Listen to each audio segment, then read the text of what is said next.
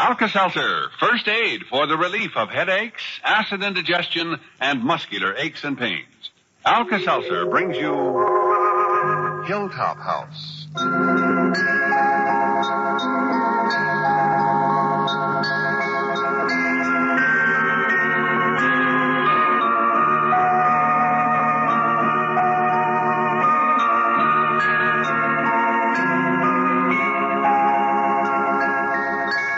Hello there, this is Durward Kirby.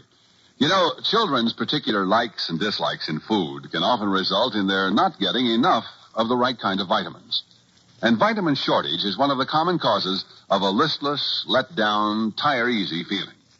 So give your youngsters one-a-day brand multiple vitamins regularly, every day, to protect them against vitamin shortage.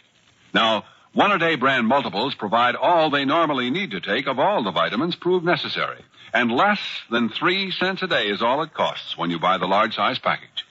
One-a-day brand multiple vitamins are in modern tablet form. They're smooth-coated tablets that are easy to swallow, leave no unpleasant aftertaste. Vitamin B12 has now been added, yet they cost no more than before. You just can't buy finer quality vitamins than one-a-day brand multiples, so ask your druggist for these prescription quality vitamins in the blue box with the big red 1. That's one-a-day brand multiple vitamin tablets. And now, Hilltop House.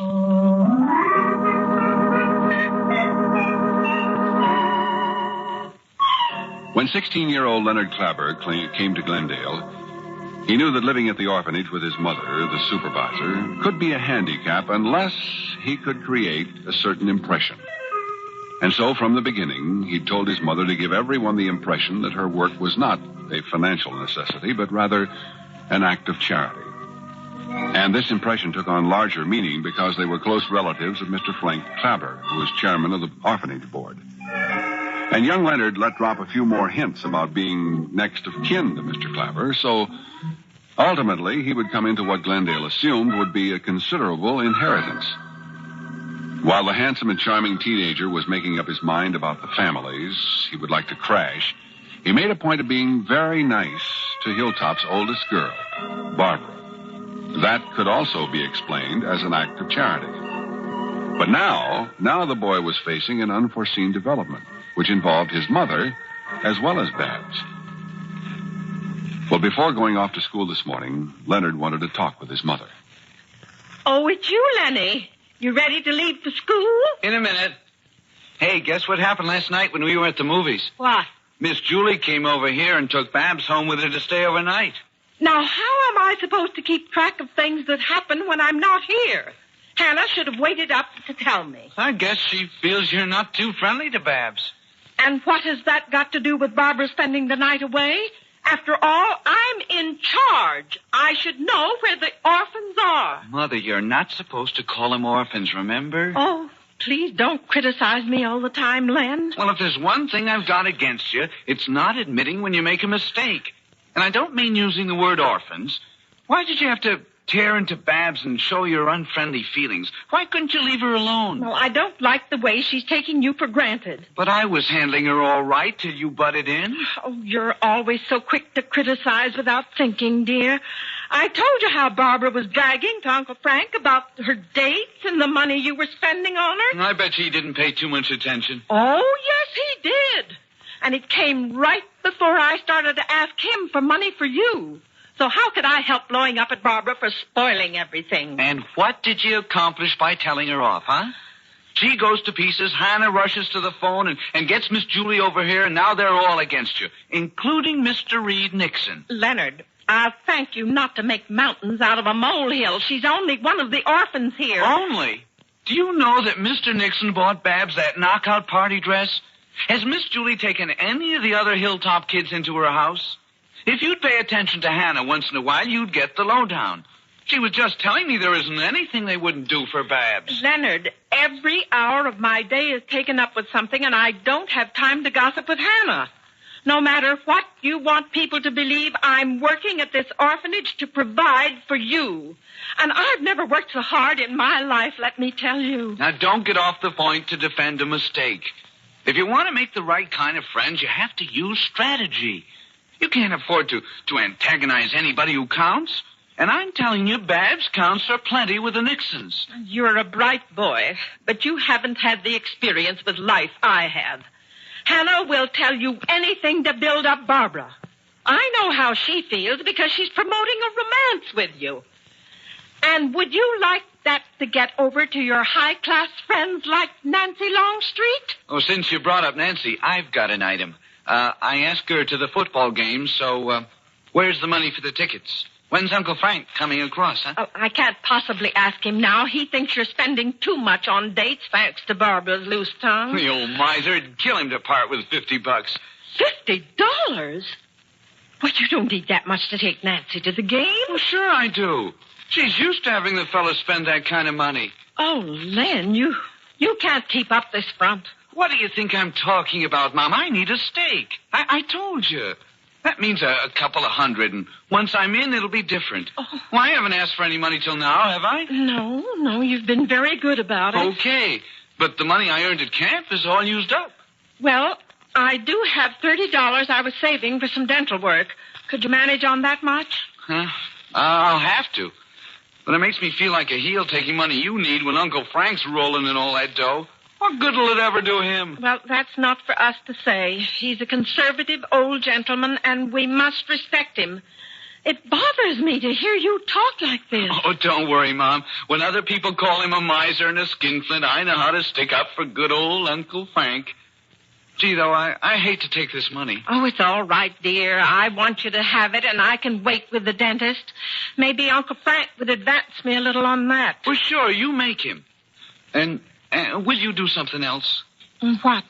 I think you ought to call up Babs and apologize. Suppose Reed Nixon happens to mention to Uncle Frank how you upset one of the Hilltop girls. Oh, that's silly. Businessmen wouldn't talk about such an important thing. Now, don't be too sure, Mom. The Nixons rate high with Uncle Frank, and now that he's planning the big Hilltop benefit, the word's going around that Reed Nixon might take the chairmanship. So don't you think they'll get a chance to talk plenty? Well, if you think Mr. Nixon might speak of it, oh, dear. I know Uncle Frank wouldn't like any kind of criticism about the way I'm handling the girls and boys. Well, all right, I'll try to think of a way to apologize. Don't wait till Babs comes back here. Call her right now and let Miss Julie know you're sorry. That's what'll make the big impression. If you can handle it with strategy, Mom, you'll always come out on top.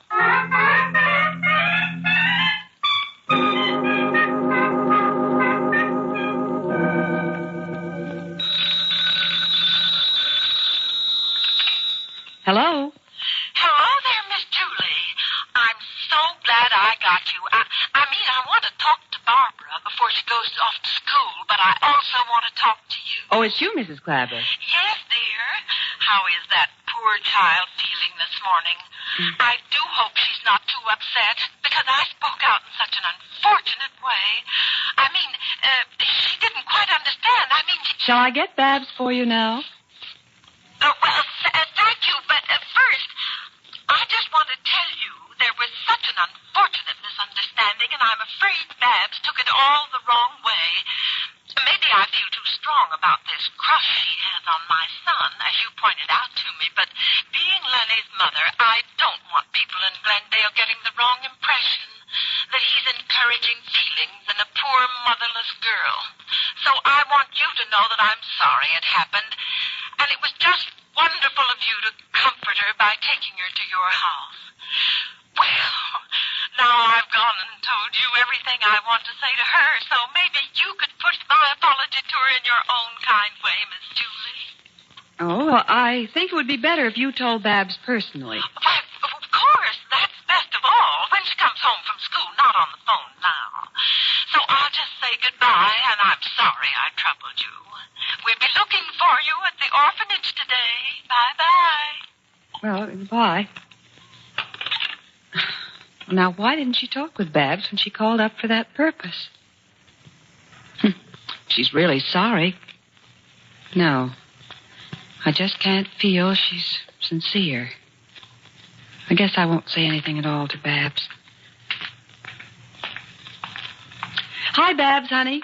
How you doing with breakfast? It's really delicious, but I guess I'm not very hungry. I'm sorry. Oh, that's all right, honey. I know food seems unimportant when we're unhappy. Just once I'd like to have the feeling I'm the same as everybody else. That I could be like the other girls and have a real home to invite kids to. Most of them would find excuses not to come to the orphanage. Babs, you're going through a critical time. Growing up is part of it. And it includes testing your values against those of other girls and boys. I know teenagers feel it's terribly important to be like everybody else. And that's why this new awareness of what it means to be an orphan has hit you so hard. Not having parents in your own home makes you feel that you're different and unacceptable. That's how I do feel. Well, we'd like to help you through this difficult time, dear. Reed and I want you to stay with us for a little while. We want you to realize you can be loved for yourself. Thank you very much, Miss Julie, but what's the use of getting used to something that isn't mine? I know where I belong, and that's the orphanage. So I better go back there and stay there. Because I'm a nobody, and nothing you can do will ever make me feel different.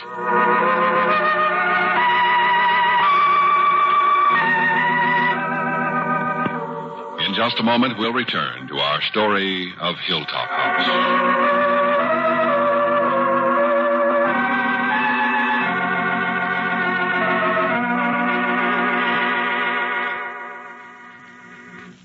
I think I'd be pretty safe in saying that a good share of you listeners already have Alka-Seltzer in your kitchens and medicine cabinets for quick relief of headaches and acid indigestion. But how many of you take Alka-Seltzer to relieve cold discomforts? That's right, Alka-Seltzer when you have a cold. Makes good sense, too, because Alka-Seltzer can ease the muscular pains, the headache, and the feverish feeling a cold brings with it.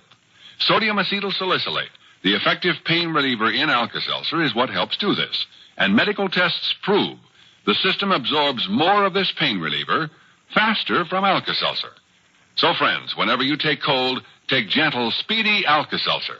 Get plenty of rest, dress carefully, and eat sensibly. And take Alka-Seltzer to help you feel better while you're getting better.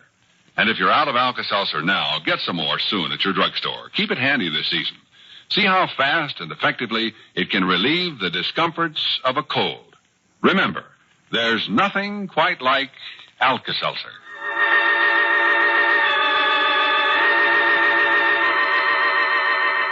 And again to our story for a moment. Julie stood looking at unhappy Babs and thought,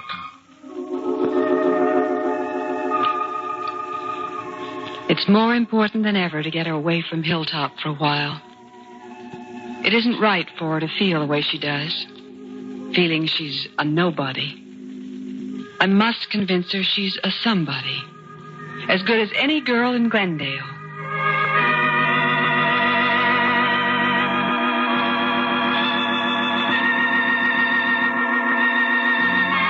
Be sure to tune in tomorrow to another exciting episode of Hilltop House, written by Addie Richton and Lynn Stone. Julie is played by Jan Miner.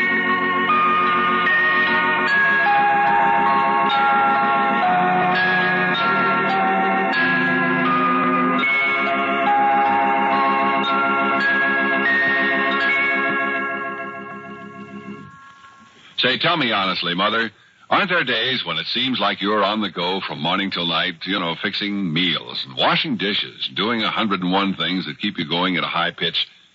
And then come evening, when you do finally sit down to relax, you just can't. You can't relax and calm down because you feel tense and nervous. Well, let me suggest you try Miles Nervine. Miles Nervine can take the edge off of a keyed-up feeling. It helps you relax and feel like yourself again. And you'll be glad to know about Miles Nervine, I'm sure. Keep it on hand for times when nervous tension makes you jittery and jumpy. Ask for Miles Nervine, effervescent tablets or liquid at any drugstore. Easy to buy, pleasant to take. Follow the label, avoid excessive use.